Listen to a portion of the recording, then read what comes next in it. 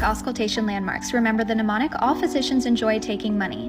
Aortic, find the sternal notch, walk your fingers down until you find a distinct bony ridge. Move your finger to the right, that's your second right intercostal space. Pulmonic, go back to the bony ridge and move your fingers to the left, that's your second left intercostal space. Erb's point, from here, walk your fingers down 1 to 2 finger breaths, this is your third intercostal space. Tricuspid, one more time down to hit the fourth intercostal space. And mitral, one more time to hit the fifth intercostal space and move mid-clavicularly.